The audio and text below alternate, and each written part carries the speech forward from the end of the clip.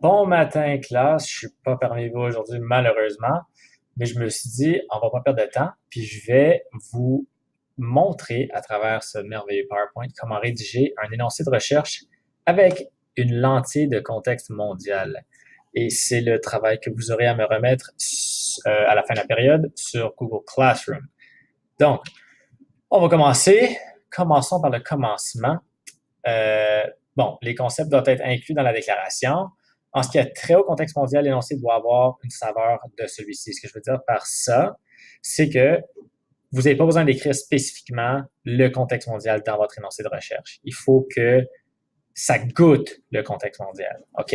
Donc, pour notre projet, nous allons utiliser le concept clé du changement et le concept connexe cause et conséquence. Donc, on va s'inspirer de ça aussi pour écrire notre énoncé de recherche.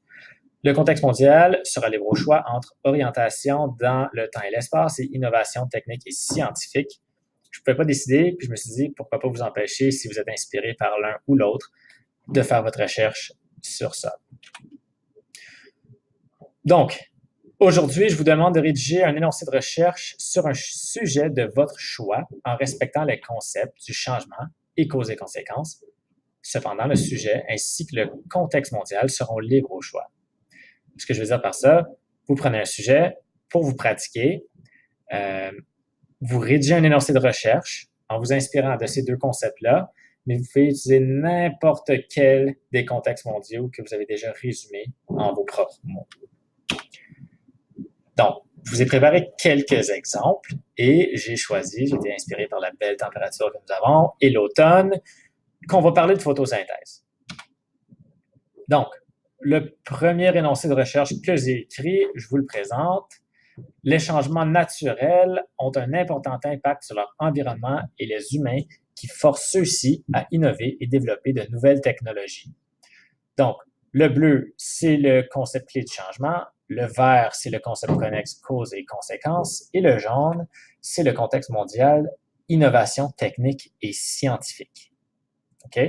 Donc, vous voyez comment je ne dis pas innovation technique et scientifique directement, mais on le voit. On voit que c'est cette lentille-là que j'utilise pour approcher ma recherche. OK? Passons au prochain. Le changement des feuilles au Canada est un phénomène fascinant et spectaculaire, ce qui apporte beaucoup de tourisme au pays. OK? Donc, encore, on parle de changement, on parle de causes et conséquences du changement, et tourisme, ça va toucher notre contexte mondial, de la mondialisation et la durabilité. OK? Encore une fois, on a le mot changement. Cause et conséquences, c'est le résultat, mais on ne le dit pas. Puis on ne parle pas de mondialisation ni de durabilité, mais vous voyez que tourisme, ça touche à ça. OK? Et finalement, le visage du Canada est en constante évolution, ce qui évoque certains questionnements sur l'identité, mais la feuille d'érable reste le symbole unissant l'ensemble du pays. OK? Maintenant, je n'utilise pas le terme changement, je n'utilise pas de cause ni de conséquence, et le seul mot, je n'utilise même pas identité ni relation, mais vous pouvez voir que c'est là qu'on s'en va dans cette recherche-là. Bon. Malheureusement, je ne peux pas prendre vos questions. C'est plate avec une vidéo comme ça, mais bon, j'espère que c'est assez clair. Sinon, écrivez des questions, préparez-les pour moi pour la semaine prochaine pour qu'on en discute. OK? C'est à votre tour, ou ton tour, la façon que j'ai écrit. Choisis un sujet, n'importe quoi. OK? Ça ne me dérange vraiment pas. Là, c'est une pratique. OK? Avant qu'on rentre dans le sujet, je veux que vous soyez capable de rédiger un énoncé de recherche. Utilise le concept clé du changement et le concept connexe de causes et conséquences afin de rédiger ton propre énoncé de recherche. Donc, je veux cependant qu'on garde ces concepts-là. OK? Et tu choisis le contexte mondial de ton choix. N'importe quel. De la liste que vous avez, allez dans vos notes, déterminez lequel qui est plus approprié pour votre sujet. Je donne quelques exemples. L'autre groupe a utilisé le football. Quand je parle de football, je parle soccer. OK? Football dans le monde, la musique, l'art, la guerre, ça pourrait être vraiment n'importe quoi. Puis là, ça va dépendre de vous, comment vous allez aborder le sujet. Vous devez y aller avec le changement, vous devez y aller avec les causes et conséquences, mais le contexte mondial, c'est à vous. OK? Vous le choisissez.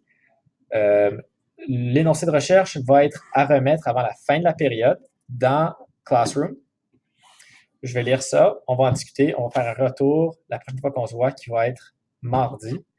Puis j'espère que ça va bien aller.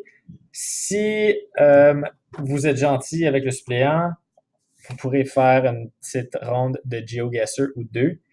Mais voilà, votre priorité pour l'instant, c'est l'énoncé de recherche.